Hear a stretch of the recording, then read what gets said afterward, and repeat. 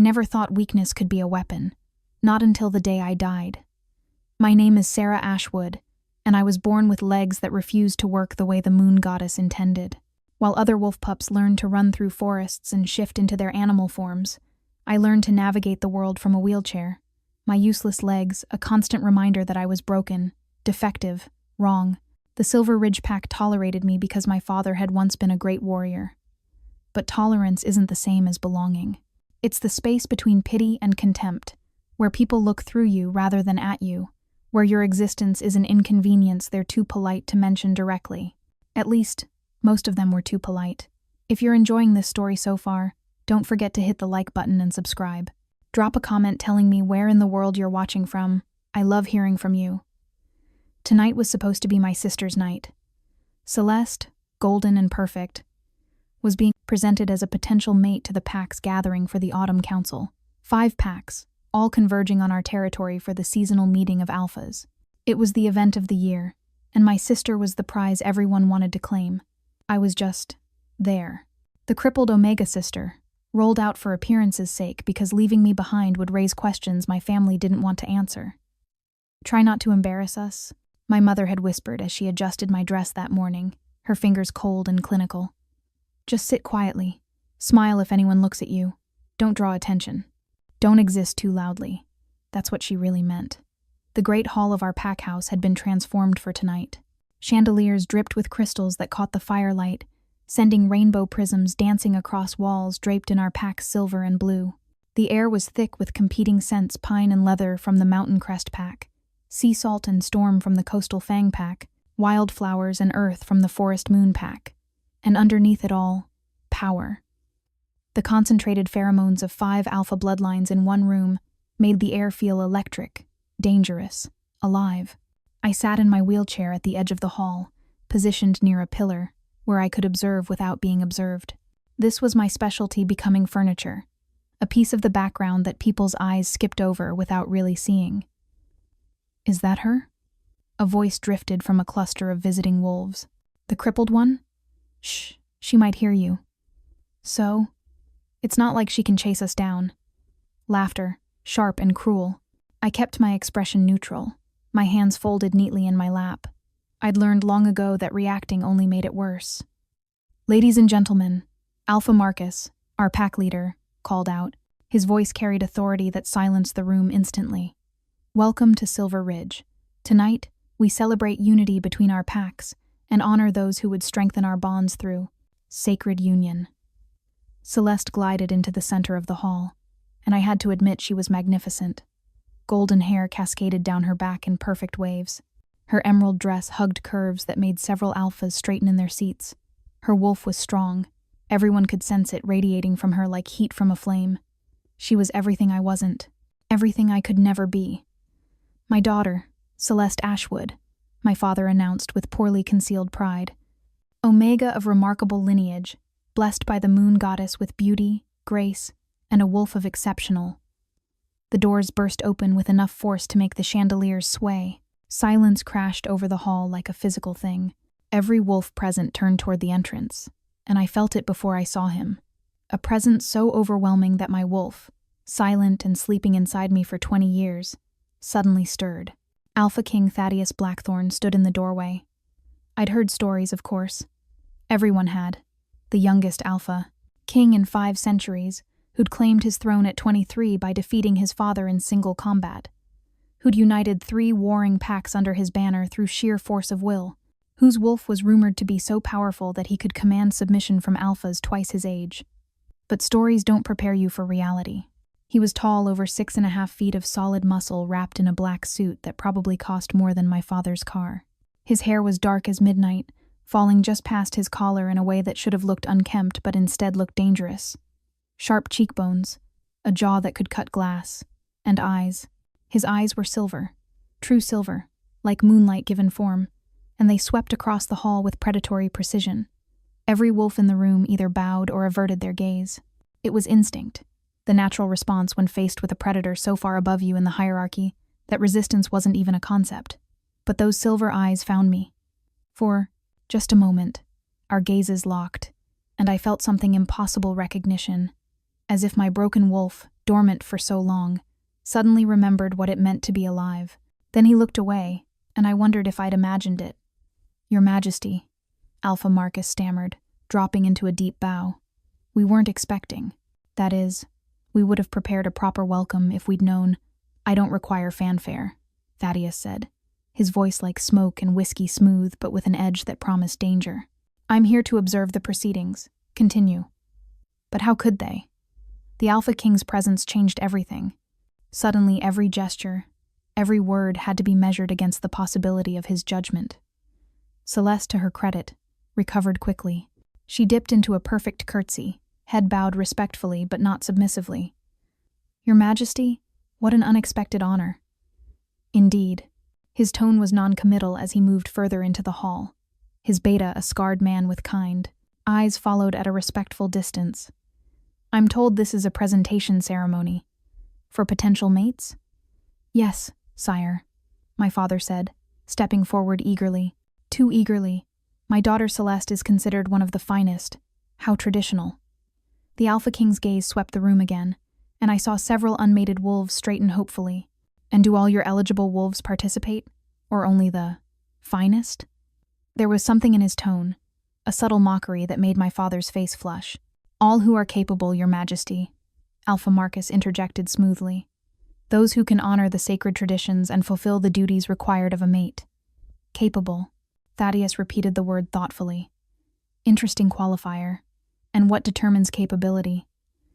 The room shifted uncomfortably. This was dangerous ground. The Alpha King questioning pack traditions could be interpreted many ways, none of them good for our leadership. "Strength, Your Majesty," Celeste answered, when no one else would. Bold, but then again, she'd always been confident. The ability to bear strong pups, to defend the pack, to stand beside an alpha as an equal partner. Equal? One dark eyebrow arched. How progressive. Though I wonder how one measures equality when the very ceremony is designed to display wolves like prize livestock. A few nervous laughs rippled through the crowd, unsure if he was joking. "Perhaps," he continued, his gaze sweeping past Celeste to land on someone behind her, "we should hear from those who aren't on display. You there by the pillar." My blood turned to ice. He was looking at me. "Your Majesty?" Alpha Marcus's confusion was evident. "That's just a member of your pack, is she not?" Thaddeus moved forward, and the crowd parted like water before a ship's prow. His footsteps echoed in the suddenly silent hall as he approached my hiding place. "Or are some wolves more equal than others in Silver Ridge?" I couldn't breathe. Couldn't think. Every instinct screamed at me to lower my eyes, to show submission to this apex predator bearing down on me with the intensity of a summer storm. But something in his expression, challenge mixed with curiosity, made me meet his gaze instead. "What's your name?" he asked, stopping directly in front of my wheelchair. "Sera," I managed, my voice surprisingly steady despite the tremor in my hands. "Sera Ashwood, Your Majesty." "Sera." He tested the name like wine on his tongue. "And why aren't you participating in tonight's festivities?" The question hung in the air like a blade.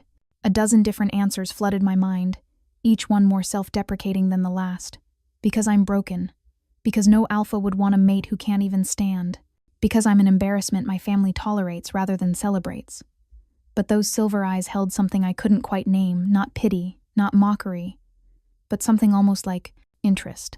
And that made me choose honesty instead of excuses. "Because, Your Majesty," I said clearly, making sure my voice carried to every corner of the now silent hall. Preparing and narrating this story took us a lot of time, so if you are enjoying it, subscribe to our channel. It means a lot to us. Now back to the story. A wolf who cannot run is not considered worthy of being hunted. Someone gasped. My mother made a choked sound of horror. Even Celeste's perfect composure cracked slightly. "But the Alpha King?" He smiled. It was not a kind smile. It was the smile of a wolf who'd just spotted something interesting in the underbrush, something worth investigating further. "How fascinating," he murmured. And then before anyone could react, he was moving. Not away, as I'd expected, but toward me. His hands slid under my legs and around my back. And then I was being lifted, wheelchair and all forgotten, cradled against a chest that felt like steel wrapped in silk. The hall erupted in shocked whispers. "Your Majesty!" my father sputtered. What are you? Put her down immediately. She can't. Can't what? Thaddeus asked mildly, adjusting his hold so I was more secure. Against him. His scent washed over me, cedar and smoke, winter frost and something wild underneath. Something that made my dormant wolf whine with longing. Can't be carried? Clearly she can. Can't be honored? I'm the Alpha King. I honor whom I choose. He turned toward the raised dais, where Alpha Marcus and the visiting pack leaders sat, carrying me like I weighed nothing at all. What are you doing? I whispered, acutely aware of every eye in the hall fixed on us, of the mixture of shock and outrage rippling through the crowd. Something I should have done the moment I walked in, he replied quietly, his breath warm against my ear, reminding everyone present that strength takes many forms, and that sometimes the most powerful wolves are the ones who've learned to survive despite the odds stacked against them. We reached the dais, and I realized with growing horror what he intended. Your Majesty, please, I pleaded under my breath. You don't understand. This will only make things worse for me after you leave. They'll say I seduced you, that I used tricks or... Let them. His voice was steel wrapped in velvet. Let them say whatever they want, but they'll say it while remembering that tonight, the Alpha King himself chose to carry the crippled Omega to his throne. And before I could protest further, before anyone could stop him, Thaddeus Blackthorn, the most powerful alpha in 5 territories, the wolf other alphas feared and respected in equal measure, sat down on the throne meant for Alpha Marcus. With me still cradled in his arms, the hall went from shocked whispers to dead silence. Even the fires in the great hearth seemed to pause their crackling. There, Thaddeus said conversationally, as if he'd done nothing more controversial than select a wine. Much better. Now then, shall we discuss what true strength looks like? Or would you all prefer to continue with your performance? I felt his heartbeat, steady and strong beneath my ear, felt the absolute confidence in the way he held me, as if daring anyone to challenge his choice. And for the first time in 20 years, I didn't feel like furniture. I felt seen. The silence stretched until it became almost physical, pressing down on the assembled wolves like the weight of the Alpha King's authority itself. I could feel the tension in Thaddeus's arms, the coiled power ready to be unleashed if anyone was foolish enough to challenge him. Alpha Marcus was the first to recover, his political instincts overriding his shock. He dropped into a deep bow, forcing a smile that didn't reach his eyes. Your Majesty, you honor our humble pack with your unconventional gesture. Surely you'll be more comfortable in proper seating. Allow me to. I'm quite comfortable, thank you. Thaddeus's tone was pleasant, but the steel underneath was unmistakable. His arms tightened slightly around me, a possessive gesture that didn't go unnoticed. Miss Ashwood and I were about to have a conversation. Please, continue with your ceremony. Pretend we're not here. Pretend. As if anyone could ignore the Alpha King holding a disabled Omega on what should have been the Pack Alpha's seat of power. Your Majesty, my father tried, his face purple with barely contained rage and humiliation. My daughter isn't well. She needs her medical equipment. Her chair she's not equipped for. For what? Those silver eyes turned to my father with such intensity that the older wolf actually took a step back. For being treated like the living, breathing wolf she is rather than a piece of furniture to be stored in corners? The accusation hung in the air, and I felt my father's fury spike. But he couldn't do anything, couldn't say anything, because challenging the Alpha King would be suicide. Sera requires special care, my mother interjected, her voice strained. She's fragile, delicate. Surely your Majesty understands that some wolves are simply not built for the demands of... I've met human soldiers who've lost limbs, who had more fight in them than half the alphas in this room. Thaddeus interrupted smoothly. Thaddeus, fragility is a convenient label we apply to those we don't want to acknowledge. But please, he gestured with one hand while keeping me secured with the other, don't let me interrupt your evening. I believe there was a display of eligible wolves? Celeste stepped forward, and I had to admire her courage. While everyone else was frozen in shock or fear, my sister maintained her composure. She dipped into another curtsy, but this time her eyes met the Alpha King's without flinching. Your Majesty, with respect, my sister is precious to our family. If you wish to make a statement about pack politics or hierarchy, perhaps there are less personal methods? Less personal, Thaddeus repeated thoughtfully. Tell me, Celeste Ashwood, when your sister sits alone at these gatherings, watching others be celebrated while she's tucked away like a shameful secret, Is that not personal? When she's excluded from participating in traditions that should be her birthright as much as yours, is that not personal? Celeste's jaw tightened. I don't make the rules, Your Majesty. I simply exist within them. How diplomatic. How utterly convenient. He shifted me in his arms, and I caught a glimpse of his profile, sharp, assessing, dangerous. But let me be clear. I'm not making a political statement. I'm simply intrigued by the only wolf in this room who spoke truth when asked a direct question. His gaze swept the hall, and I felt the power behind it, the absolute authority that could topple pack hierarchies with a word. Your ceremony celebrates those who fit neatly into expected roles, who can run the fastest, fight the hardest, breed the strongest. But strength, true strength, is surviving in a world designed for your failure and still maintaining your dignity. Still, maintaining your sense of self when everyone around you would prefer you simply disappear. My throat tightened. How did he know? How could he possibly understand what it was like to be me? Now, Thaddeus continued, his tone shifting to something almost casual, I suggest you all continue with your evening. Pair off, play your mating games, pretend that physical perfection is the highest measure of worth. But remember, and here his voice dropped to something that made every wolf in the hall straighten in instinctive response. The Alpha King is watching, and he's seen who among you has true strength. Beta James, the scarred man who'd entered with him, stepped forward. Your Majesty, perhaps we should retire to the guest quarters? You've had a long journey, and nonsense. The night is young, and I'm finding this gathering far more entertaining than expected. Thaddeus looked down at me, those silver eyes seeming to see straight through every defense I'd ever built. Miss Ashwood, would you honor me with your company for dinner? I find I'm suddenly famished. It wasn't really a question, but the courtesy of asking of treating me like a person with agency rather than a burden to be managed made something crack in my chest. My voice came out whisper soft. Your Majesty, I don't understand. Why are you doing this? Don't you? His smile was enigmatic, but there was something in his eyes, something that made my silent wolf stir again. Perhaps we can discuss it over a meal, unless of course you'd prefer I return you to your pillar. The challenge in his tone was clear. He was offering me a choice, a real choice, something I hadn't had in longer than I could remember. I could say no, could refuse this impossible, terrifying, completely inexplicable gesture, could retreat back to my safe corner where I understood the rules, understood my place in the hierarchy, understood exactly how small I was allowed to be. Or I could say yes, could accept whatever game the Alpha King was playing and deal with the consequences later. I would be honored, Your Majesty, I heard myself say. His smile widened, showing teeth. Excellent. James, ensure a private dining room is prepared, and someone fetch Miss Ashwood's wheelchair. She'll need it if she wishes to move about without being carried everywhere. I can walk, I said quickly, then felt my face heat. I can't, but I have my chair. I can manage myself. I'm sure you can, but he made no move to put me down. Instead, he stood, lifting me as if I were made of air and feathers rather than flesh and bone and dead weight. But for tonight, humor me. Consider it payback for 2 decades of being made to feel less than.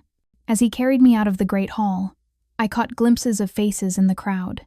My father, apoplectic with rage he couldn't express. My mother, pale with shame. Celeste, watching with an expression I couldn't quite read, concern mixed with something that might have been relief. And behind them, dozens of other faces, some shocked, some disapproving, some cautiously thoughtful, all of them forced to reconsider, even if just for a moment, their assumptions about strength and worth and what it meant to be worthy of an alpha's attention. The cool night air hit me as we exited into the corridor, and I finally allowed myself to ask the question burning in my mind. Why? I whispered. You don't know me. You owe me nothing. Why risk your reputation, your authority for a wolf you've never met? Thaddeus didn't answer immediately. We walked well. He walked while carrying me through corridors I'd known my whole life, but somehow everything looked different from this perspective. Higher, less confined. Finally, as we approached a private dining room where Beta James was already organizing staff, he spoke. When I was 8 years old, he said quietly, his voice pitched for my ears alone, my father tried to kill me. Not metaphorically. actually tried to throw me off a cliff because I questioned one of his decisions. I survived by landing in water, by sheer luck and the grace of the moon goddess. But I spent 6 months recovering, most of it unable to walk, unable even to shift into my wolf form. I stared up at him, shocked. During those 6 months, I learned what it was to be invisible, to be pitied, to have people look through you because you no longer fit their image of what you should be. I learned that strength isn't just physical, it's the ability to endure when every instinct screams at you to give up. His silver eyes met mine. I learned what you've lived every day of your life, and I swore that if I ever had the power to change things, I would. So this is, what, charity? I couldn't keep the bitterness from my voice. A grand gesture to make yourself feel better about your past? No. He set me down gently in a chair that James had positioned, then knelt so we were eye level. Up close, I could see that his eyes weren't just silver, they held flecks of darker gray, like storm clouds across a winter moon. This is curiosity, because I watched you tonight, sitting in that corner, and I saw something I haven't seen in a very long time. What? A wolf who survived despite everything trying to break her, who's maintained her dignity when she had every reason to let bitterness consume her, who answered my question with honesty instead of the practiced lies everyone else in that hall was spewing. He reached out slowly, giving me time to pull away, and brushed a strand of hair behind my ear. I want to know how you did it, how you kept your fire alive when everything around you was trying to extinguish it. The gentleness in his touch, the genuine interest in his voice, it was too much.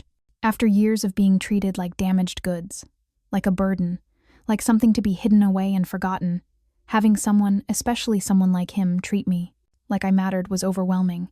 I confessed, my voice cracking. I'm not strong, I'm not brave, I'm just enduring, surviving because dying would hurt my family's reputation even more than my existence already does. You think that's not strength?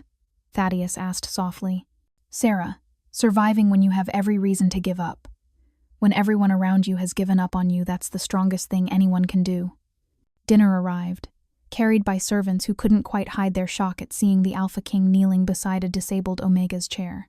He waved them away with a casual gesture that held absolute authority, then proceeded to serve me himself. Your Majesty, I protested. You don't need to— Thaddeus, he corrected. And when we're alone, I'll answer to Thad if you prefer. All that Your Majesty nonsense gets tiresome after a while. I couldn't possibly. You can. You will. He placed a plate before me with surprising grace. Consider it an order if it makes you more comfortable. But I prefer genuine conversation to formality, and you can't have genuine conversation when you're busy worrying about protocols. I studied him as he settled into the chair across from me, this impossible wolf who'd just upended my entire world in the space of an hour. You're not what I expected. Good. I'd hate to be predictable. He poured wine for both of us. Now, tell me about yourself, and not the sanitized version your family would want me to hear. I want the truth. Sera Ashwood. Starting with why a wolf as perceptive as you has spent 20 years pretending to be invisible. The wine was expensive, far better than anything I'd ever tasted, and I found myself taking a longer sip than intended, buying time to decide how much truth to give him. It's not pretending, I said finally, setting the glass down carefully. It's survival. You learn quickly which battles are worth fighting and which ones will only leave you more broken than you already are. And your family? Thaddeus leaned back in his chair, studying me with those unsettling silver eyes. They taught you to make yourself small? They taught me to be realistic. I pushed food around my plate, suddenly not hungry despite the incredible spread before us. My father was a decorated warrior before I was born. My mother came from a prestigious bloodline. Celeste is everything they hoped for. Strong, beautiful, powerful, and then there's me. The disappointment. The word, spoken so matter-of-factly, made me flinch. The medical mystery, actually. The healers couldn't find any physical reason why my legs don't work properly. My bones are sound, my nerves intact. It's as if my body simply all forgot how to walk, or my wolf forgot how to want to. Your wolf is dormant, Thaddeus observed. It wasn't a question. I nodded, surprised he'd picked up on it. Since birth, most wolves manifest their animal spirit within the first few years of life. Mine never did.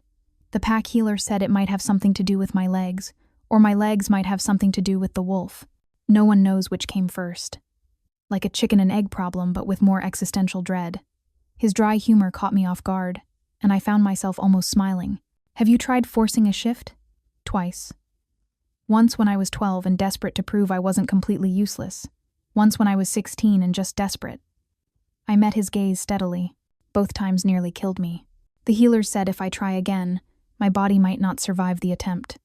Thaddeus was quiet for a long moment, his expression unreadable. Then, I'm sorry. Why? You didn't break me. No, but I understand what it's like to have your body betray you, to feel trapped in flesh that won't obey. He took a drink, and I caught a shadow of old pain in his eyes. During my recovery, the healers said I might never shift again, either, that the trauma to my spine had severed some fundamental connection between human and wolf. But you did shift. Eventually.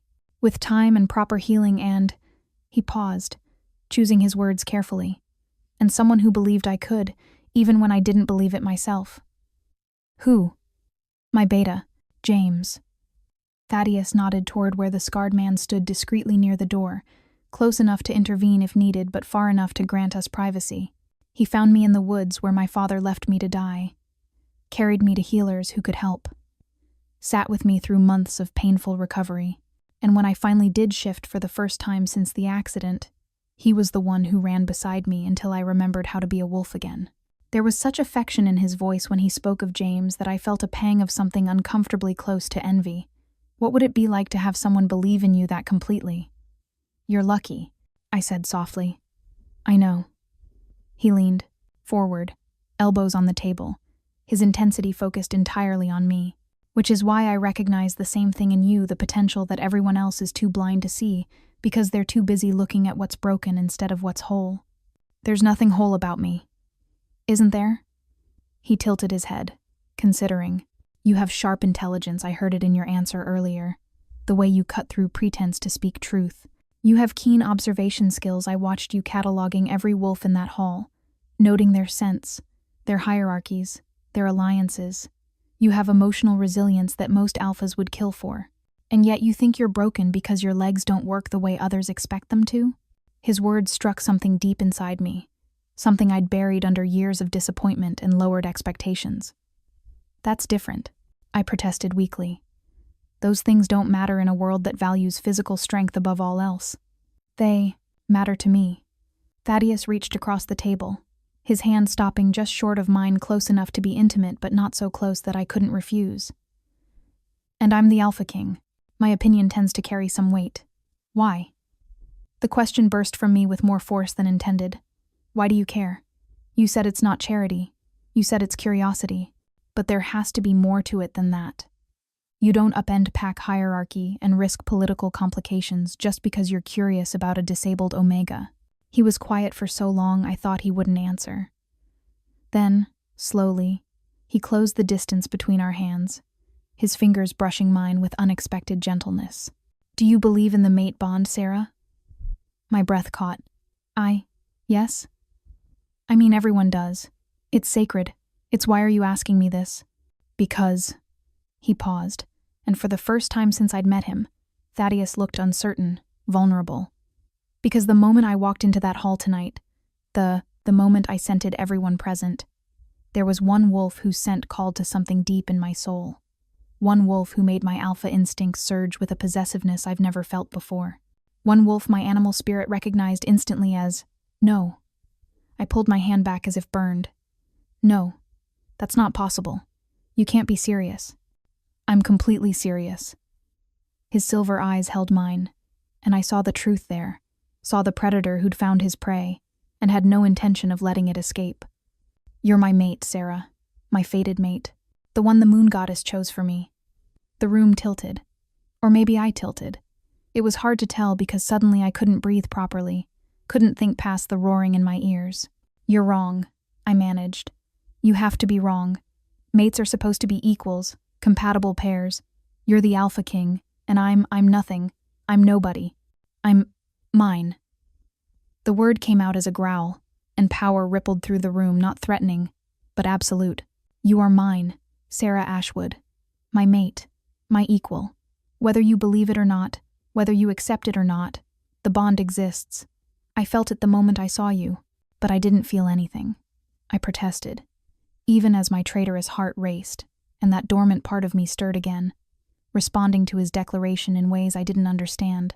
If we were truly mates, I would have known. I would have felt. Your wolf is dormant, he interrupted gently. The bond might not fully manifest until she awakens, but I felt it, Sera. I feel it now. Every instinct I have is screaming at me to protect you, to claim you, to make sure the entire world knows you're under my protection. This is insane. I gripped the edge of the table, needing something solid to hold on to as my world fractured. You can't decide you're someone's mate and expect them to accept it. That's not how this works. You're right, which is why I'm not demanding anything from you. Thaddeus pulled back, giving me space. I'm simply telling you the truth. What you do with that truth is your choice. But I needed you to know before. A commotion outside the dining room interrupted him. Raised voices, the sound of a scuffle, and then the door burst open. My father stood there, flanked by 2 other wolves, his face twisted with rage I'd seen directed at me countless times before, but never quite this intense. Enough, he roared. Your Majesty, with all due respect, I must insist you return my daughter immediately. She's unwell, she's confused, and whatever game you're playing, game? Thaddeus rose slowly, and the temperature in the room seemed to drop 10 degrees. You think I'm playing a game with your daughter's well-being? I think, my father said through gritted teeth, that you're using her to make some kind of statement about pack politics, and I won't allow my family to be used as political pawns, even by the Alpha King. How noble. The sarcasm in Thaddeus's voice was sharp enough to cut. Tell me, Ashwood, when did you start caring about your daughter's well-being? Was it before or after you spent 20 years hiding her in corners and treating her like an inconvenient piece of furniture? My father's face went purple. You have no right. I have every right. Thaddeus moved with liquid grace, positioning himself between me and my father in a way that was both protective and threatening, especially since your daughter is my fated mate. The words hung in the air like a bomb waiting to explode. My father's eyes went wide. Behind him, I heard my mother's gasp, saw Celeste appear in the doorway with an expression of pure shock. That's not possible. My father stammered. She's an Omega. You're the Alpha King. The moon goddess wouldn't. Wouldn't what? Choose someone who doesn't fit your narrow definition of worthy? Thaddeus's smile was all teeth and no warmth. I suggest you choose your next words very carefully, Ashwood, because you're about to insult my mate, and that's not something I take lightly. The threat was unmistakable. My father, for all his rage and pride, wasn't stupid enough to challenge an Alpha King directly. He swallowed hard, his gaze darting to me with something that might have been accusation or fear or both. This requires consultation. The pack elders must be involved. There are protocols, traditions, which I'm happy to discuss, tomorrow. Thaddeus's tone made it clear the conversation was over. Tonight, I'm having dinner with my mate, alone. And anyone who interrupts us again will find themselves answering to Beta James, who has very creative ideas about appropriate punishment for those who disrespect their king. James stepped forward from his position near the wall, his scarred face expressionless but his presence suddenly far more menacing. My family retreated, but not before my father shot me a look that promised we'd be having a very different conversation. Later. The door closed, leaving us alone again, and I realized I was shaking. I'm sorry, Thaddeus said quietly, returning to his seat. I probably should have broken that news more gently, but he was being an ass, and I've never been good at holding my tongue when someone I care about is being mistreated. Someone you care about, I repeated faintly. You've known me for 2 hours. 2 hours, 20 years, what's the difference? He poured more wine for both of us. The bond doesn't operate on a schedule, Sera. It simply is. I took a large gulp of wine, trying to process everything. This is going to destroy my family. Your family has been slowly destroying you for 2 decades. I'd say turnabout is fair play. You don't understand. They'll never accept this. The pack will never accept this. An Alpha King mated to a crippled Omega? It goes against everything they believe, he interrupted. Not everything that's true. There's a difference. He leaned forward again, his expression earnest. Sera, I'm not asking you to decide anything tonight.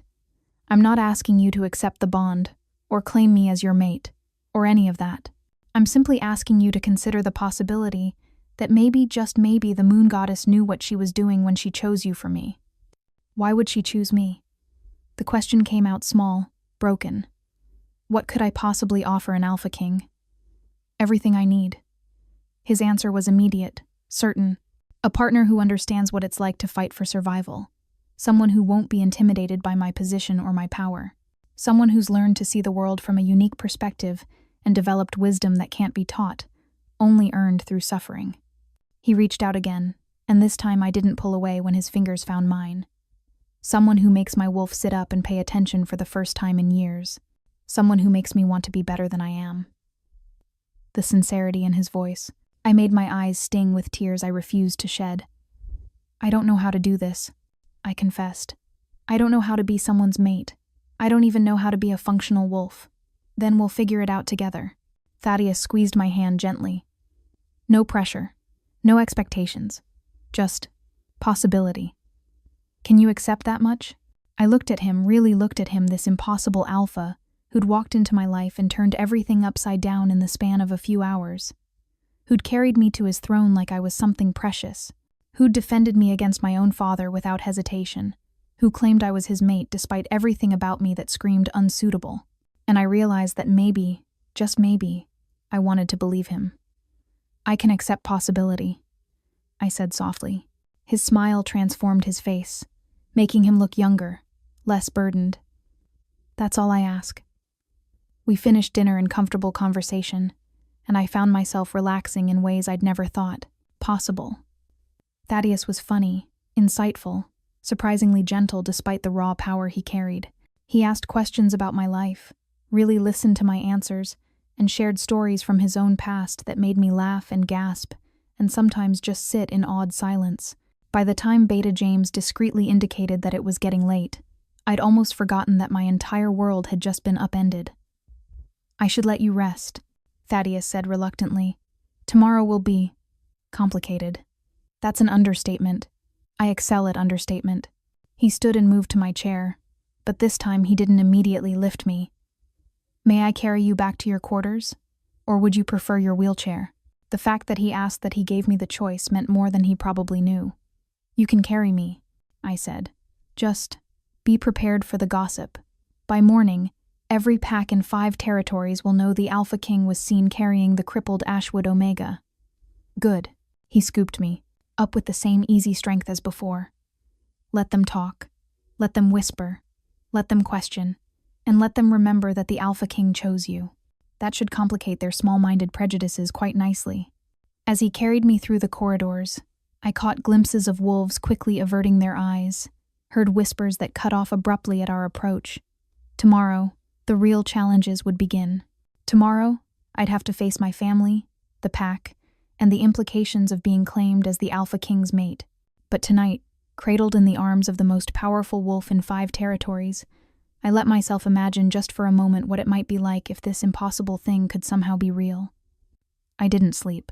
How could I, when my entire world had been rewritten in the span of a single evening? I lay in my bed, the same bed I'd occupied for 20 years, staring at the ceiling and replaying every moment, the weight of Thaddeus's arms around me, the absolute certainty in his voice when he'd called me his mate, the way his scent had made something dormant inside me stir for the first time in my life, the way my father's face had twisted with rage and shame when the Alpha King had claimed me in front of witnesses. Morning light was just beginning to creep through my curtains when I heard the voices, raised, angry, coming from my father's study down the hall. I shouldn't have been able to hear them from this distance, but perhaps my senses were sharpening, or perhaps they simply weren't bothering to be quiet anymore.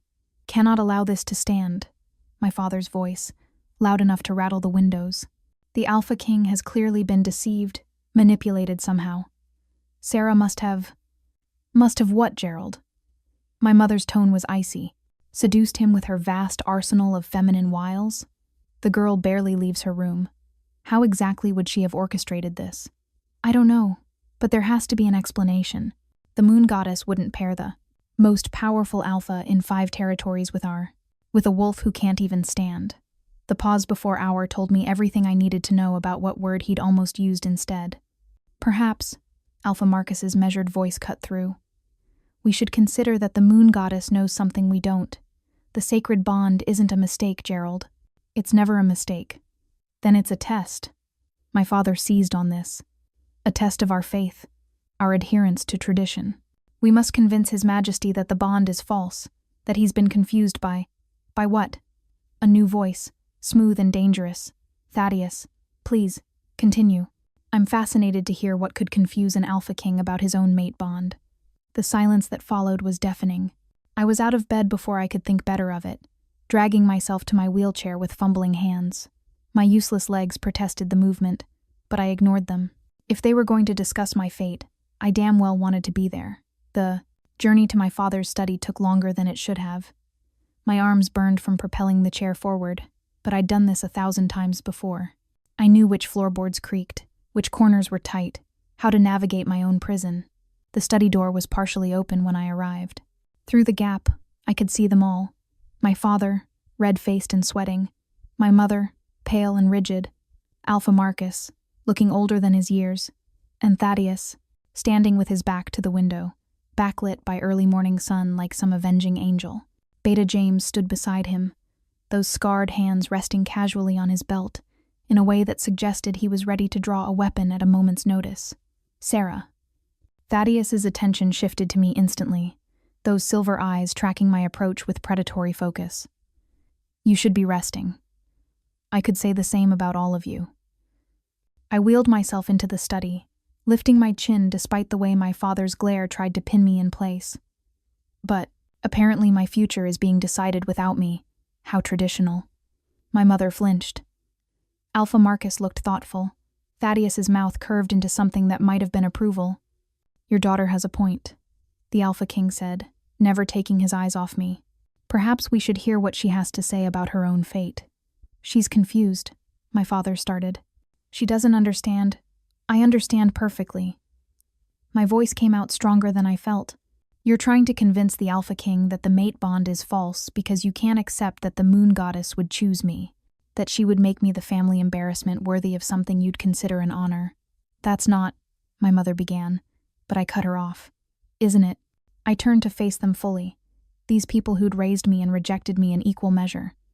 For 20 years, you've treated me like a shameful secret, hidden me away at gatherings, made excuses for my existence, reminded me constantly that I was a disappointment. And now, when something impossible happens, when I'm offered something you couldn't have imagined in your wildest dreams, you're trying to take it away. Not because you care about me, because you care about your reputation. How dare you speak to us that way? My father hissed. After everything we've done for you, the healers we've consulted, the resources we've spent, you mean the resources you spent trying to fix me so I wouldn't embarrass you anymore? The words tasted bitter, but liberating. The healers who poked and prodded and told you again and again that there was nothing physically wrong with me, that my condition was something else, something they couldn't explain? Did you ever think to ask if I wanted to be fixed? Or was that never the point? Of course we wanted you. Well, my mother's composure cracked. You're our daughter. We wanted you to have a normal life, to be able to be like Celeste, I finished. To be someone you could be proud of instead of someone you had to apologize for. Silence fell, heavy and damning. I think, Thaddeus said quietly, that we've established the family dynamic quite clearly. Now, let's discuss what actually matters. The mate bond. He moved toward me, each step measured and deliberate. Sera, I need you to answer one question honestly. Do you want this? Not what your family wants, not what tradition dictates, not what anyone else thinks is appropriate. Do you want to explore the possibility of being my mate? Every eye in the room fixed on me. The weight of their expectations, their judgments, their fears, pressed down like a physical thing. But Thaddeus's question had been for me. Only me. I don't know, I said truthfully. This is all happening so fast. Yesterday I was nobody, and today I'm supposedly fated to be Luna Queen. I don't know how to process that. I don't know if I'm capable of being what you need.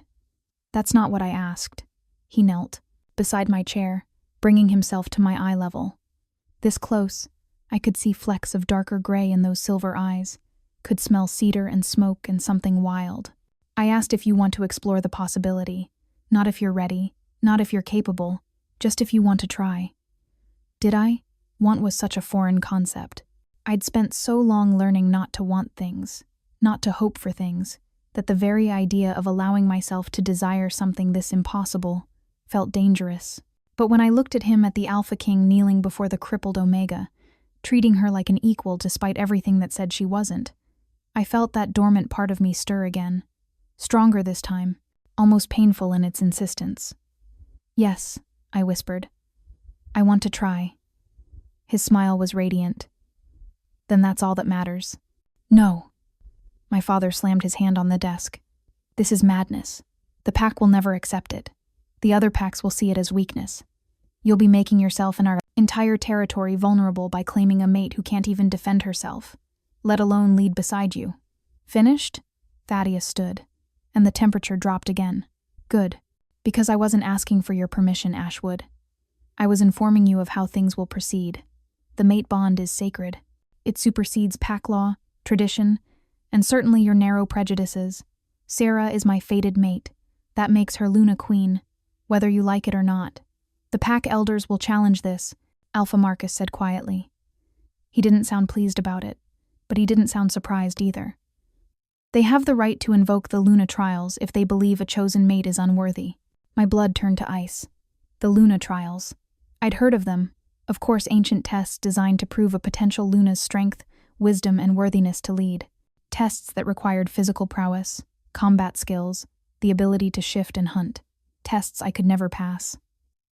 Let them try, Thaddeus said, but I caught the slight tension in his shoulders. He knew what I knew. The trials would destroy me. Your Majesty, I said carefully. Perhaps we should consider... No. His voice was absolute. I know what you're thinking, and the answer is no. We're not backing down. We're not running. If the elders want to challenge us, let them. But we face it together. Together implies I can actually help, I pointed out. The trials require physical tests, hunting, combat, things I literally cannot do. The trials, Alpha Marcus interjected, require tests of strength, wisdom, and spirit. They don't explicitly define what form that strength must take. Something in his tone made me look at him more closely. The old Alpha's eyes held a calculating gleam, as if he were working through a complex problem. Are you suggesting something, Marcus? Thaddeus asked, picking up on it too. I'm suggesting that perhaps it's time we reconsider what strength means. The Alpha turned to my father. Gerald, your daughter survived 20 years in a pack that sees her as lesser. She maintained her dignity, her intelligence, her sense of self despite constant pressure to simply disappear. That takes a different kind of strength than winning fights. A strength that might be exactly what the Alpha King needs in a Luna. You can't be serious, my father sputtered. You're going to support this. This mockery of tradition? I'm going to support what the moon goddess clearly intended. Marcus's voice hardened. And I suggest you do the same. Unless you want to explain to the council why you're working against a sacred mate bond. The threat was subtle, but unmistakable. My father's face went through several colors before settling on a mottled purple. Fine, he bit out. But when the trials come, and they will come, don't expect me to stand up for this. Farce. I wouldn't dream of it, Thaddeus replied coldly. I've never required validation from small-minded wolves who measure worth by physical ability alone. My father looked like he wanted to say more, but Alpha Marcus's hand on his shoulder stopped him. Enough. We've said our piece. The rest is up to the young people to decide. As they filed out, my father rigid with fury, my mother pale and silent, I realized I was trembling. Not from fear, exactly. From the enormity of what had just happened. That went well, I said weakly. Thaddeus laughed, the sound unexpected and genuine. If by well you mean no one died, then yes, I'd say it was a rousing success. Your standards are concerning. You have no idea. He moved back to my side, his hand finding mine with casual ease, as if we'd been touching like this for years rather than hours. But he's right about one thing. The trials are coming, and we need to be ready. How? The question burst out of me, desperate and raw. Thaddeus, I appreciate the confidence, but I can't pass physical trials. I can't fight. I can't hunt. I can barely move without this chair. How am I supposed to prove I'm worthy to be Luna Queen? By proving that strength comes in many forms. He squeezed my hand gently. Sera, I've met countless alphas who could tear through enemies like paper but couldn't lead a pack to save their lives. I've seen warriors who were physically perfect but emotionally stunted. You know what I've never seen? Someone with your combination of intelligence, resilience, and emotional wisdom. Those things can't be taught. They can only be earned through suffering. And you've earned them. Pretty words, I said, though something in my chest warmed at his certainty. But the elders won't be impressed by emotional wisdom when I can't even stand to face them. Then we'll make them see what I see. His silver eyes held mine, intense and unwavering. That you're stronger than any of them, precisely because of what you've overcome. Not in spite of your disability, but because it forced you to develop strengths they never needed. Before I could respond, a commotion outside drew our attention. Raised voices, the sound of running feet, and then Beta James burst through the door, his scarred face tight with concern. Your Majesty, we have a problem. What kind of problem? Thaddeus was on his feet instantly, alpha instincts taking over. The Northern Pack's delegation. They've invoked their right to witness the Luna trials. James's gaze flickered to me apologetically, along with representatives from every pack in the territory. They're saying if the Alpha King is going to claim a disabled Omega as his Luna, they want proof she's worthy of the title. My stomach dropped. How many packs? All of them. 12 in total, each sending their Alpha and Beta, plus the Council of Elders. James looked grim. They're calling it an unprecedented gathering. The trials are set to begin in 3 days. 3 days. 72 hours to somehow become capable of passing tests designed for wolves who could actually shift, who could run and hunt and fight.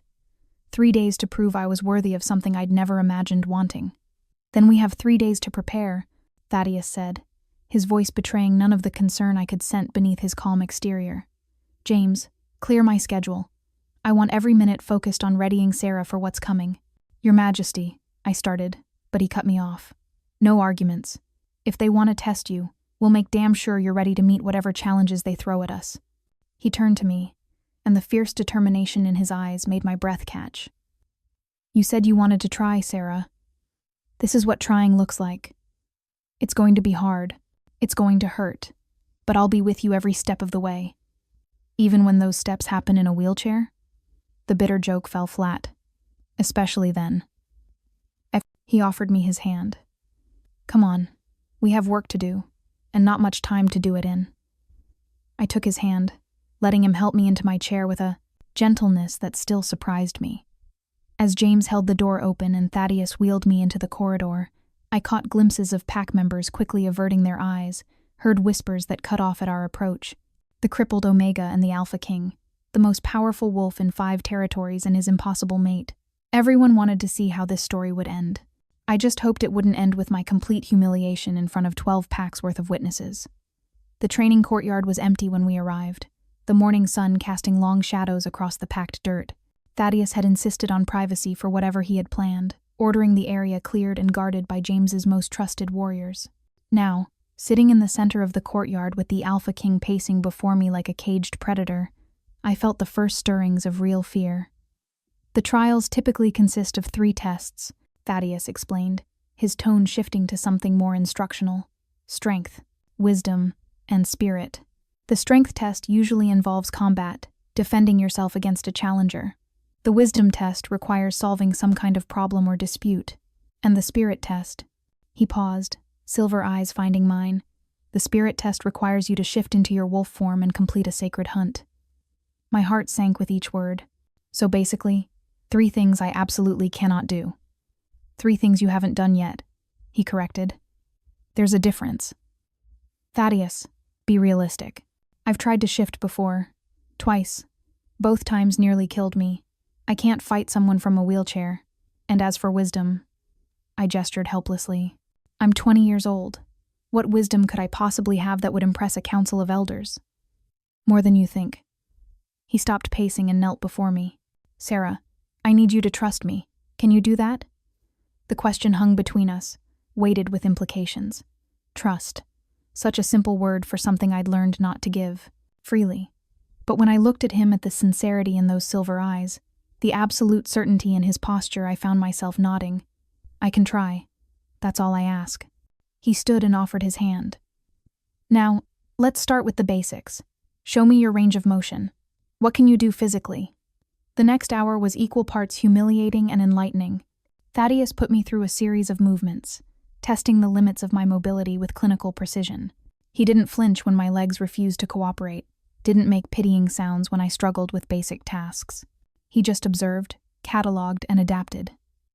Your upper body strength is better than I expected, he noted as I completed a series of chair-based exercises. How long have you been building it? Since I was 8. I tried not to wheeze too obviously. Once I realized walking wasn't going to happen, I figured I should at least be strong enough to move myself around. Good. We can work with that. He circled me, slowly, considering. The combat trial won't be traditional hand-to-hand. You can't fight like a standing wolf. But there are other ways to fight. Other weapons. Weapons are forbidden in Luna trials, I pointed out. It has to be combat using only what the moon goddess gave us. She gave you a brilliant mind and exceptional upper body strength. That's more than enough. He moved behind me, his hands coming to rest on my shoulders. Close your eyes. Why? Trust, remember? His voice was gentle but firm. Close them. I obeyed, darkness enveloping me as his hands began to knead tense muscles.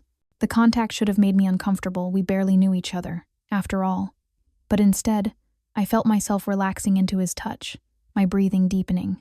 Now, he murmured, his breath warm against my ear. I want you to tell me what you sense, not with your eyes, with everything else. At first, there was nothing, just darkness and the warmth of his hands on my shoulders.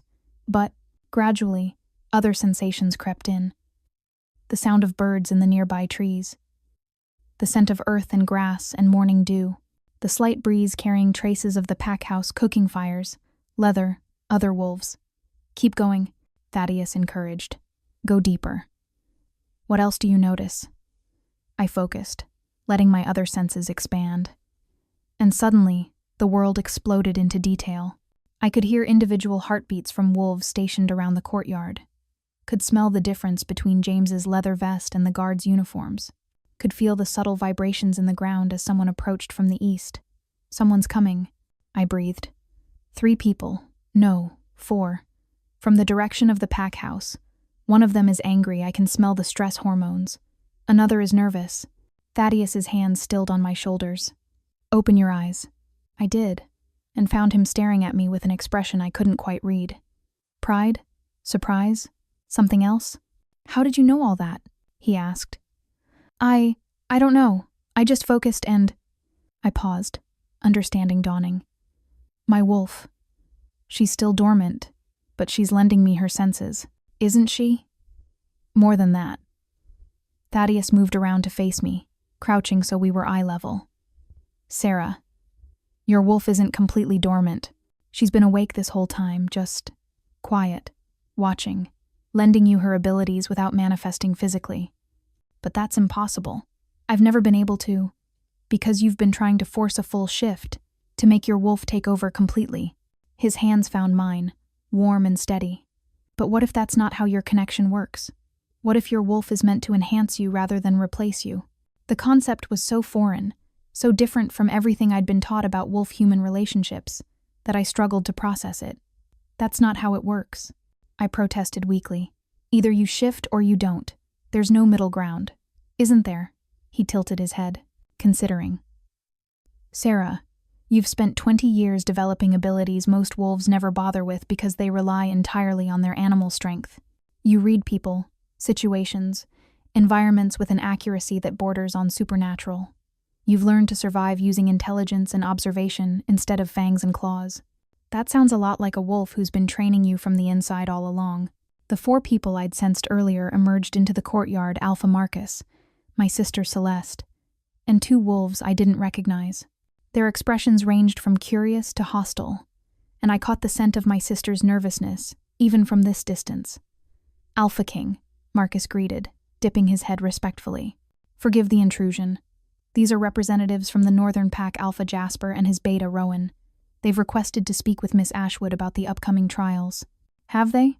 Thaddeus stood, positioning himself subtly between me and the newcomers. Protective. Possessive. And what exactly do the Northern Pack want to discuss with my mate? Alpha Jasper stepped forward, a broad-shouldered man with graying hair and eyes like chips of ice. With respect, Your Majesty, we have concerns about the unprecedented nature of this situation. A disabled Omega as Luna Queen could set a dangerous precedent. Dangerous how? The edge in Thaddeus's voice could have cut steel. It undermines the natural order, Jasper continued, apparently too stupid or too confident to recognize the warning in the Alpha King's tone. Luna Queens are meant to be strong, capable of defending their packs, of bearing powerful heirs. How can someone who can't even shift fulfill those duties? Careful, Jasper. Marcus's voice held warning. You're questioning the moon goddess's choice of mate bond. I'm questioning whether the bond is genuine, Jasper shot back. Or if perhaps the Alpha King has been influenced somehow. It wouldn't be the first time a clever Omega used manipulation to. He didn't get to finish. Thaddeus moved with speed that blurred the eye, suddenly in Jasper's face with a hand around the other Alpha's throat. Choose your next words very carefully, Thaddeus said softly, danger dripping from every syllable. Because you're about to accuse my mate of deception, and that's not something I'll tolerate, not from you, not from anyone. Jasper's beta moved to intervene, but James was suddenly there, blocking his path with a casualness that promised violence. She can't even defend herself from verbal insults, Jasper wheezed, though fear had crept into his scent now. How can she defend a pack? She doesn't need to defend herself. Thaddeus released him with a shove that sent the older Alpha stumbling. That's what I'm for. But if you want to test her capabilities, you'll have your chance in 3 days. Until then, I suggest you keep your opinions to yourself unless you want to find out exactly how protective I can be of what's mine. The possessiveness in that last word sent heat flooding through me, and I saw Jasper's eyes widen as he caught my scent shift in response. The bond is real, he muttered, backing away. My apologies, Your Majesty. I spoke out of turn. Yes, you did.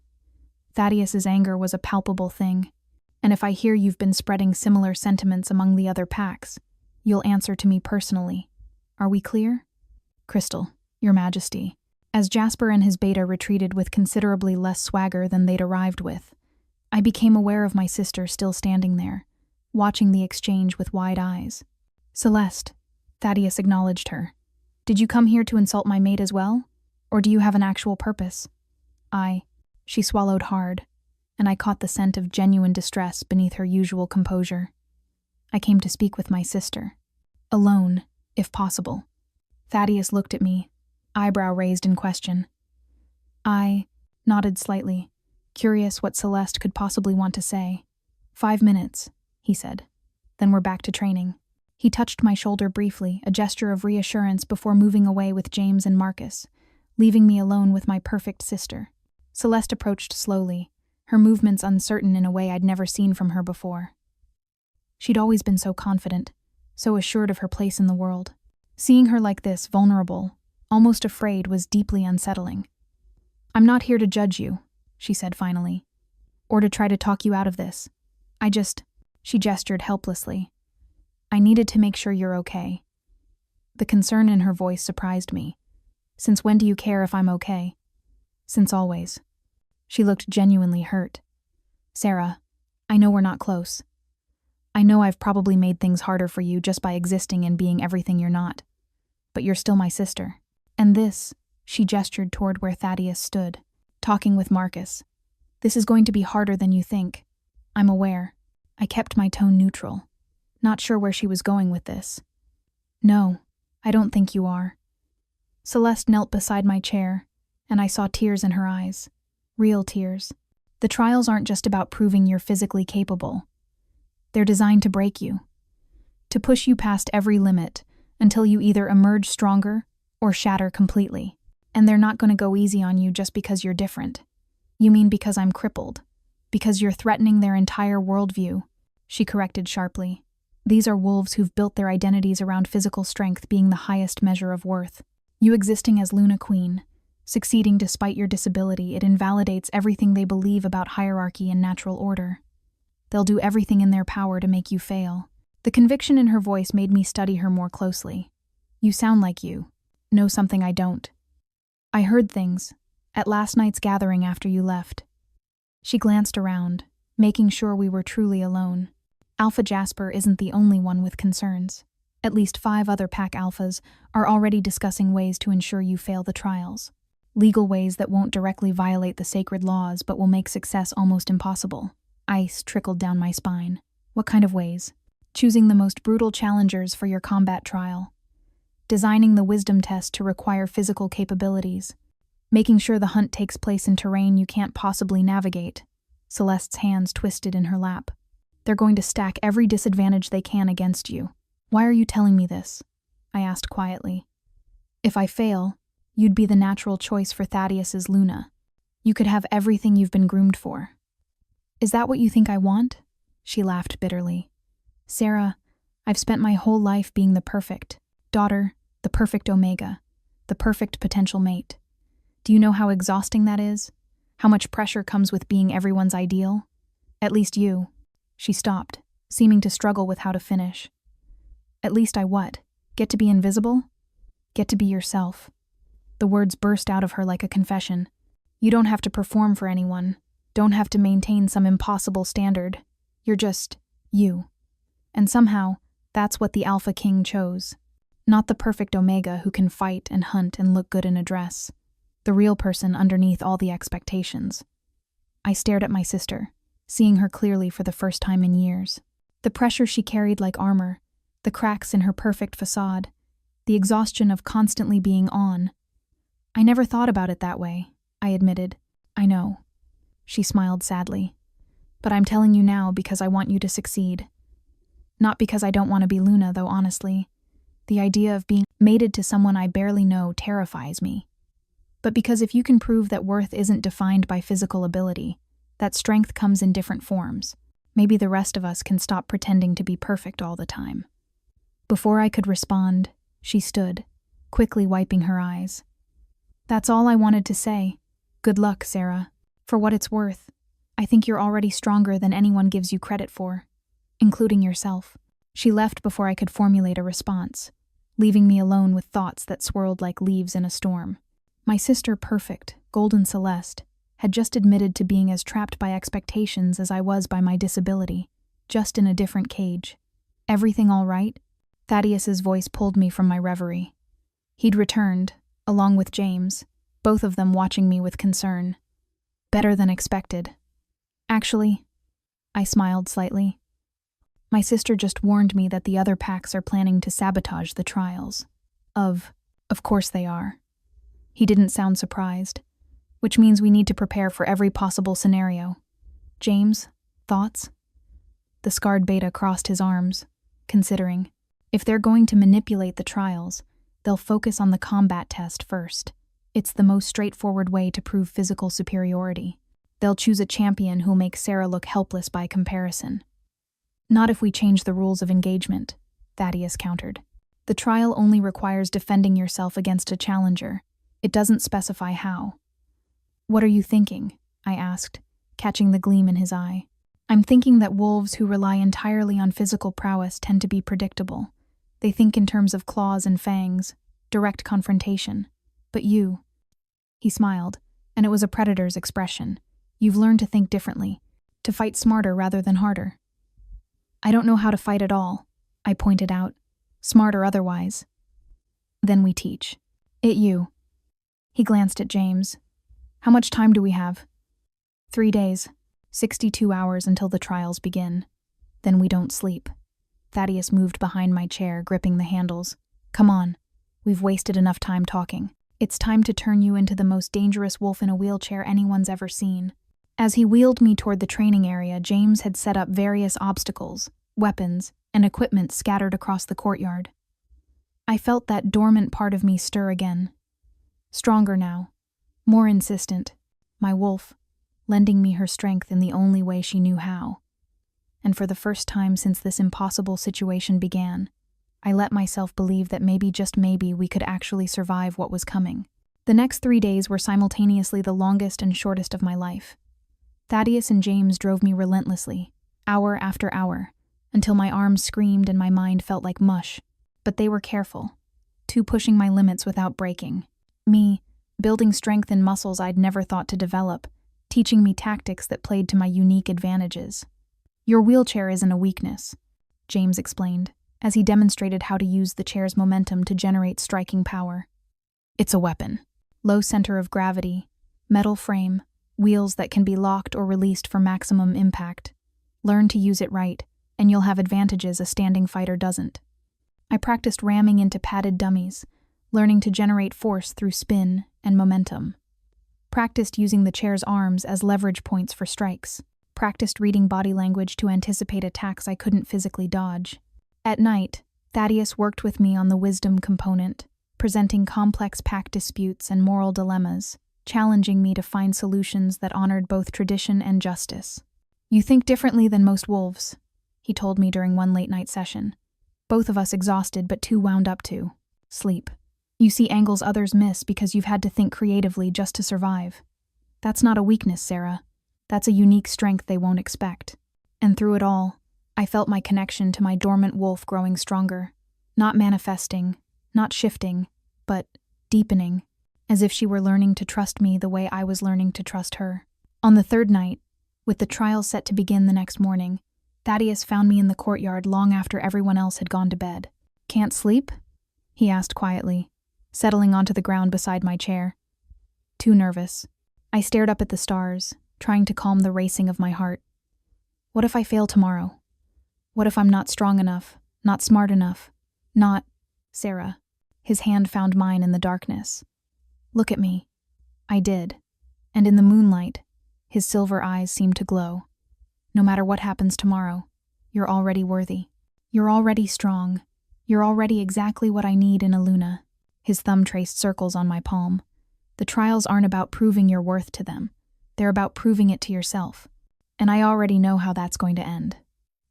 How? With you standing metaphorically or literally before 12 packs, showing them what real strength looks like.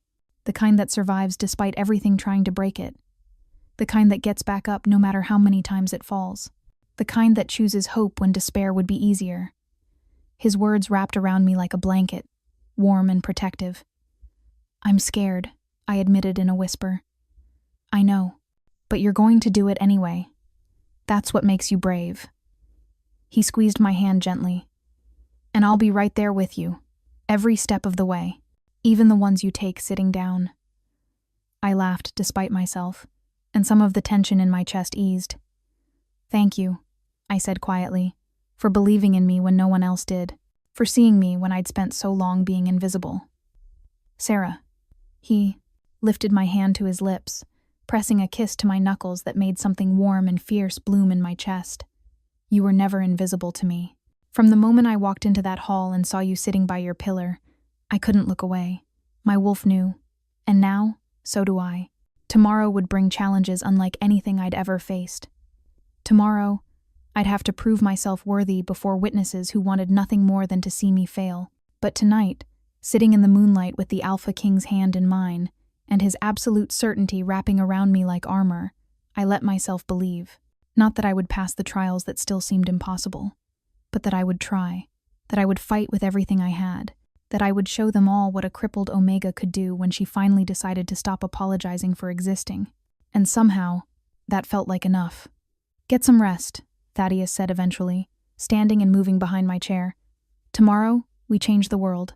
As he wheeled me back toward my quarters, I looked up at the stars and sent up a silent prayer to the moon goddess.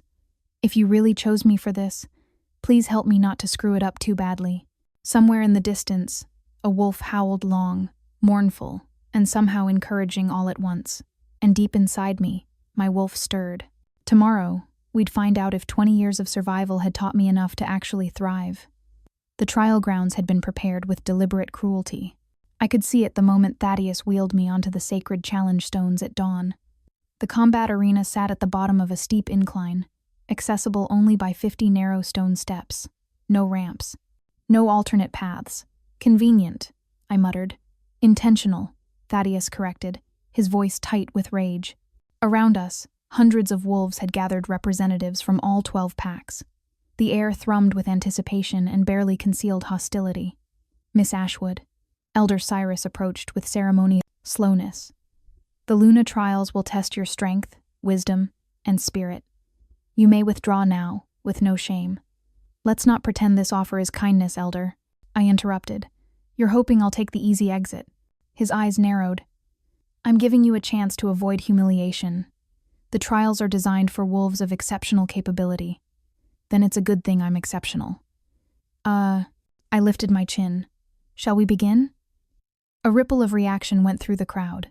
Thaddeus's hand found my shoulder, his pride evident. Very well, Cyrus said coldly. The first trial is combat. You will face a challenger chosen by the council. Me. A massive wolf stepped forward from the northern pack section. He was enormous, easily 7 feet tall, all corded muscle and violence. Scars crisscrossed his arms and face.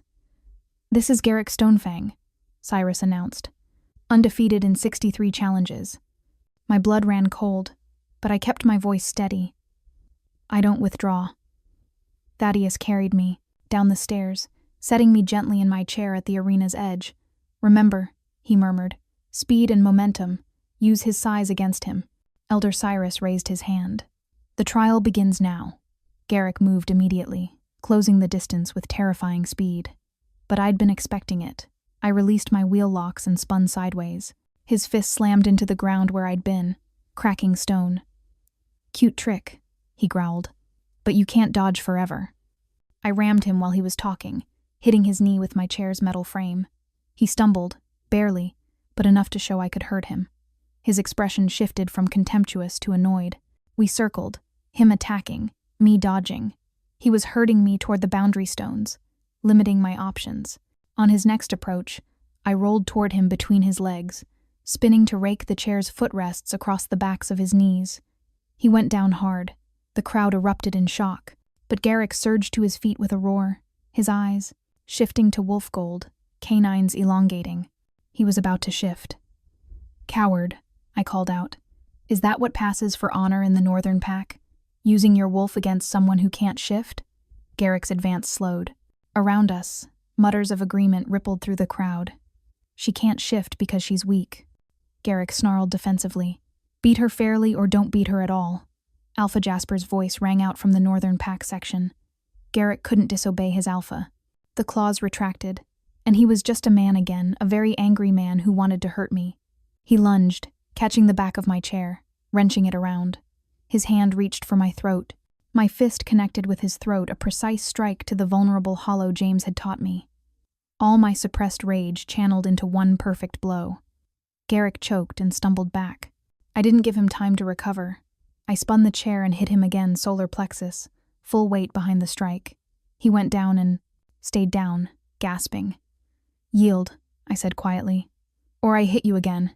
He raised one hand in surrender. I yield. Silence. Then Thaddeus began clapping, slow and deliberate. One by one, others joined until the arena thundered with applause. The combat trial is complete, Cyrus announced grudgingly. We reconvene in 1 hour for the trial of wisdom. The wisdom trial took place in the council chamber. In the center of the circle stood a terrified young wolf, barely 16. This is Owen Riversong, Cyrus announced. 3 days ago, he was caught stealing food from his pack's winter stores. The penalty is exile or death. However, investigation revealed he was stealing to feed his orphaned siblings after their parents died. The pack refused to help. My stomach dropped. So you want me to condemn a child for trying to survive? We want you to uphold pack law. Alpha Jasper interjected. Justice demands consequences. Justice demands we protect the vulnerable. I shot back. Since when is a child caring for orphans not worth our protection? Law is law, Cyrus replied. What is your judgment? I looked at Owen, trembling with fear, then at the assembled alphas, then at Thaddeus, whose eyes held only trust. My judgment is that your law is broken, I said clearly. Any system that punishes children for trying to survive doesn't deserve to be upheld. Owen Riversong is innocent. The true crime belongs to the pack who failed their responsibility. As Luna Queen, I'll establish laws requiring all packs to provide for orphans and vulnerable wolves. Outraged mutters erupted, but Alpha Marcus stood. I vote to approve this judgment. She demonstrated she'll prioritize justice over convenience. That's what a Luna should do. One by one, other alphas stood, more than half the circle. The wisdom trial is complete, Cyrus announced. The boy is released to her custody. 2 trials passed, 1 to go. But the final trial required the one thing I couldn't do. It required my wolf. The sacred hunting grounds lay beyond the arena, marked by ancient standing stones. As we entered the clearing, my dormant wolf suddenly stirred with unmistakable urgency. The spirit trial, Cyrus announced, tests a Luna's connection to her wolf. However, there is a caveat known to few.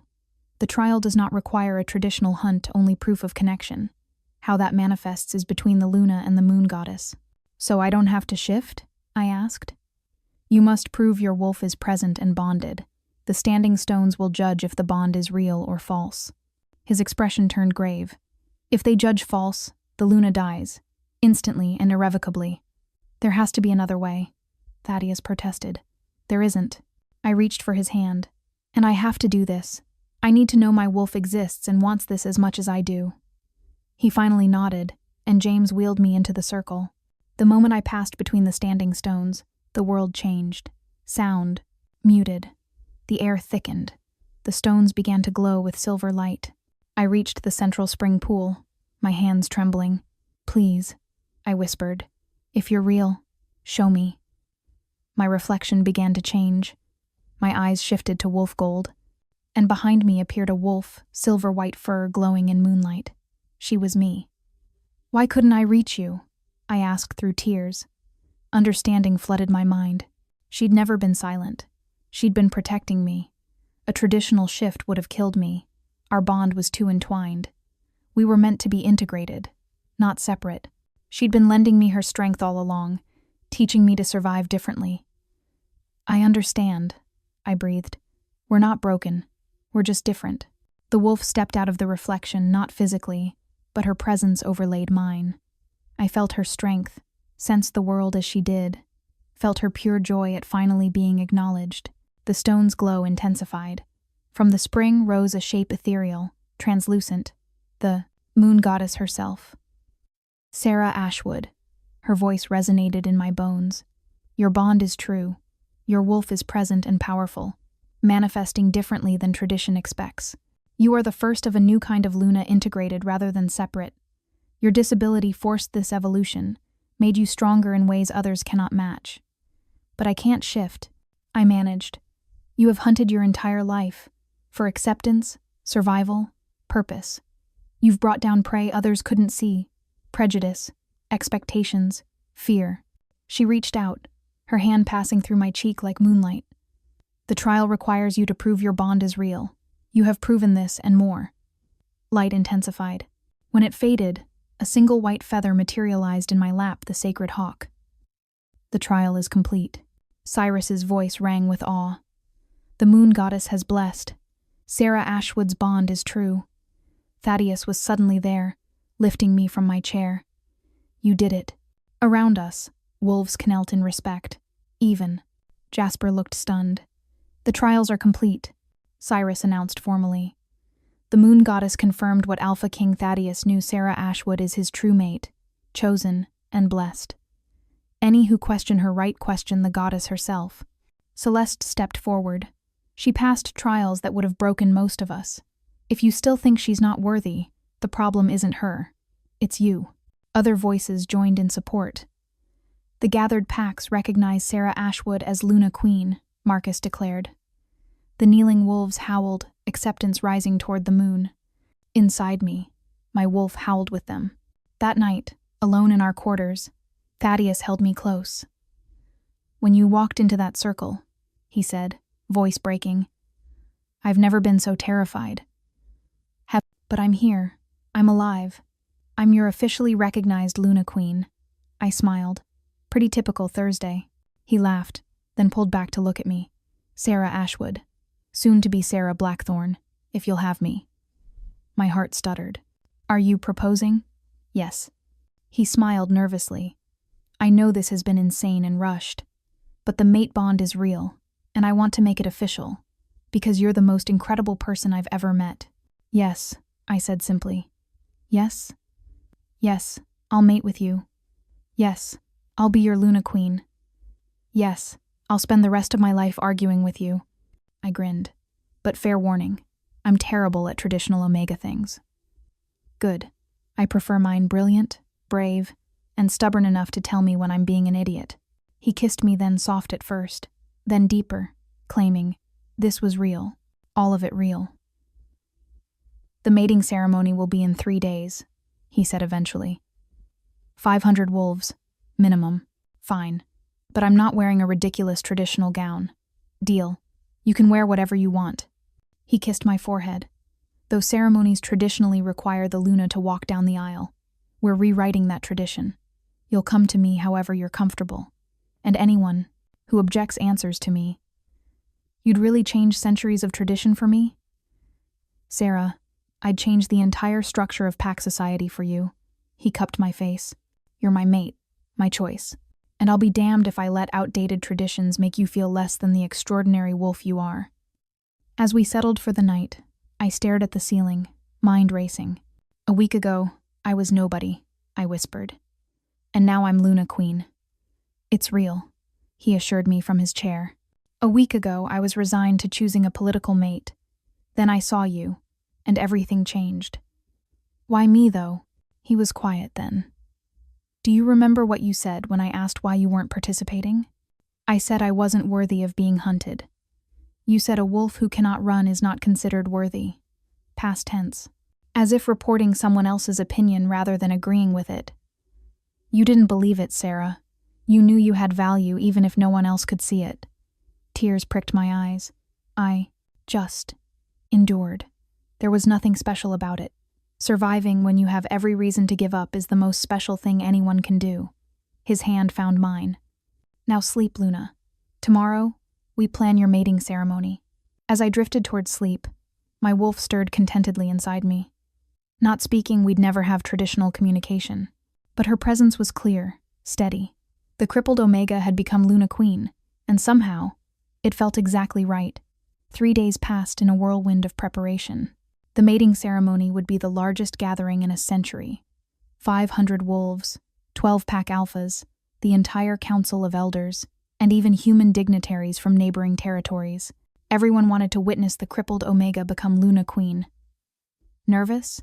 Celeste asked as she helped me dress on the morning of the ceremony. She'd volunteered to be my attendant, surprising everyone, especially me. Terrified, I admitted, staring at my reflection. The dress we'd chosen was beautiful but unconventional deep silver that matched Thaddeus's eyes, with an overlay of delicate lace that allowed freedom of movement. No train that would tangle in my wheels. No restrictive corset, just elegance and practicality combined. Good. She smiled. That means you care. That means it's real. A commotion outside made us both tense. Raised voices, the sound of a scuffle, then Beta James burst through the door, his scarred face grim. We have a problem. My stomach dropped. What kind of problem? Alpha Jasper and 4 other pack leaders are challenging the mating ceremony. They're invoking the right of contest, claiming the Luna trials were compromised, that your bond with the Alpha King is false, that you used deception to pass the spirit trial. That's insane, Celeste snapped. The moon goddess herself appeared. Everyone saw. They're claiming it was a trick. Omega manipulation. Forbidden magic. Anything to discredit what happened. James's jaw was tight. They're demanding one final test before the ceremony can proceed. What test? I asked, though I already dreaded the answer. A demonstration. They want you to shift into your wolf form before the assembled packs, right now. Or they'll petition the council to invalidate the trials and force the Alpha King to choose a new Luna. The room tilted. I can't shift. They know I can't shift. The moon goddess herself said, they're banking on you refusing. Saying it proves the bond was false all along. James moved closer, his voice urgent. Your Majesty is ready to go to war over this. He's preparing to challenge Jasper directly, but that would split the packs. I finished.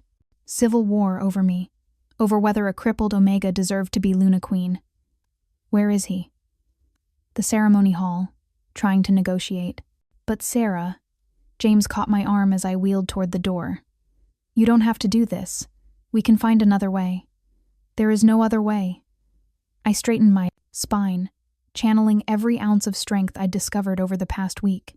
If I back down now, they'll never accept me, and Thaddeus will spend his entire reign defending a choice others see as weakness. Then let him, Celeste said fiercely. You've proven yourself 10 times over. You don't owe them anything more. I owe it to myself. I looked at my sister, this perfect Omega who'd admitted to being as trapped as I was. I need to know I can do this, that my wolf and I are truly bonded, not just integrated, that the moon goddess's blessing was real. I wheeled myself toward the ceremony hall, James and Celeste flanking me. The corridors were lined with pack members, all watching with expressions ranging from supportive to hostile. Word had spread fast. The ceremony hall was massive, hundreds of wolves already assembled, the tension so thick I could taste it. At the center stood Thaddeus, facing Alpha Jasper and 4 other pack leaders.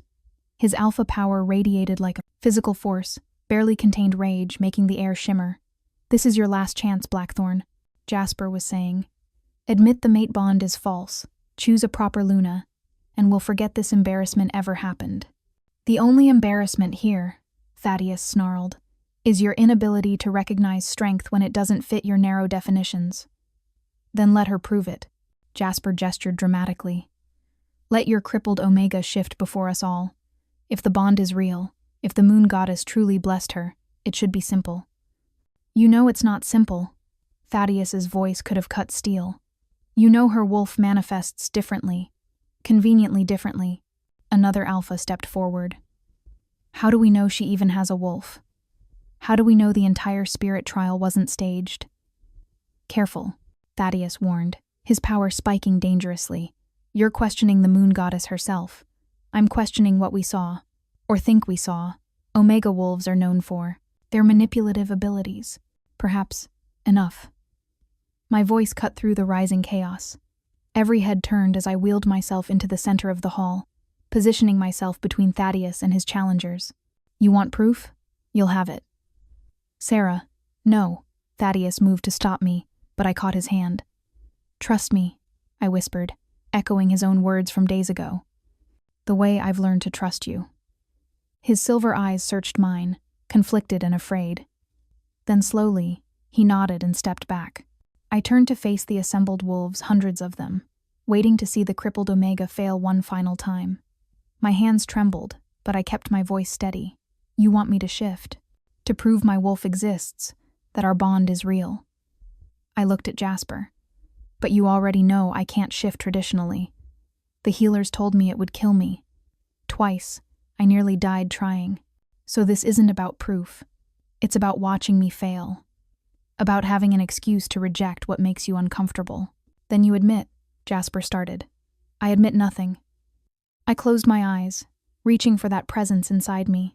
My wolf, silent for so long, now so close to the surface. My wolf is real. Our bond is real. And I'll prove it not by meeting your expectations, but by exceeding them. I felt her stir, felt her strength flooding through me. Not a traditional shift that would still kill us both, but something else. Something the moon goddess had hinted at during the spirit trial. Integration. My eyes snapped open, and I knew they'd shifted to wolf gold. Power rippled through me, not transformative power, but something deeper. Every wolf in the hall suddenly straightened, responding to alpha authority they hadn't felt from me before. You wanted proof? My voice came out layered, double-toned human and wolf speaking as one. Here's your proof. I stood, not gracefully, not easily. My legs shook violently, muscles that hadn't worked properly in 20 years suddenly flooded with wolf strength. But I stood, my wolf lending me her power in the only way we could share it. Gasps echoed through the hall. The moon goddess didn't fix me, I said, taking one trembling step forward. Thaddeus was there instantly, his arm supporting me, but I stayed upright. She showed me I was never broken. My wolf and I aren't separate, we're integrated in a way you can't understand because you've never had to be. Every Omega who's been told they're too weak. Every wolf who doesn't fit your perfect mold. Every person who's survived despite the world trying to break them. I represent all of them. I took another step, my legs screaming in protest but holding. This is my proof. Not that I can shift into a perfect wolf form and hunt like you expect, but that I can stand when I was told I never would. That I can lead despite every disadvantage you've stacked against me. That I can be Luna Queen, not in spite of my disability, but because of what it taught me about real strength. My legs gave out, but Thaddeus caught me, holding me steady. Our eyes met, and I saw tears on his face, this powerful alpha, crying openly before hundreds of witnesses. The mate bond is real, Elder Cyrus announced, his ancient voice shaking. I have served the council for 70 years and never witnessed anything like this. The moon goddess didn't just bless this union, she redefined what it means to be Luna. Anyone who still questions it questions the goddess herself, and will answer to me personally. Alpha Marcus stood. I second this. The mating ceremony proceeds immediately. One by one, the other alphas rose, even Jasper, who looked stunned into silence. The rite of contest was over. Your Majesty, I whispered to Thaddeus, my legs completely useless again now that the wolf's strength had faded. I believe you promised to carry me down the aisle? His laugh was wet with emotion. Always. The ceremony was beautiful. Thaddeus carried me to the altar, setting me gently in my chair before taking my hands.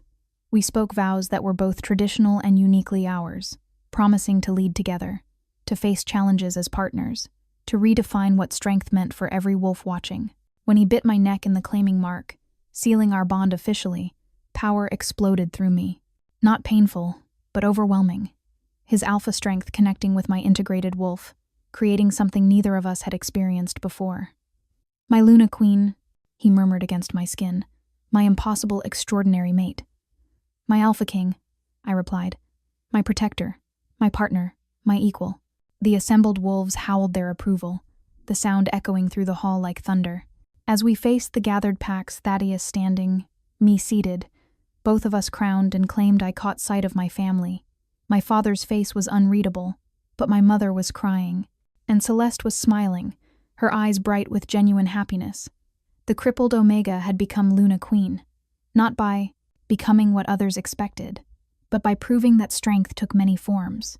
That worth wasn't measured in physical ability alone, that sometimes the most powerful wolves were the ones who'd learned to survive despite the odds. And as Thaddeus wheeled me from the hall toward our future, toward challenges and triumphs we'd face together, I felt my wolf's contentment settling warm in my chest. We were exactly where we belonged. Finally, completely, undeniably home. Thank you so much for watching until the end. If you loved this story, check out the other videos on your screen now. I think you'll really enjoy them. And don't forget to subscribe if you haven't already. See you in the next story.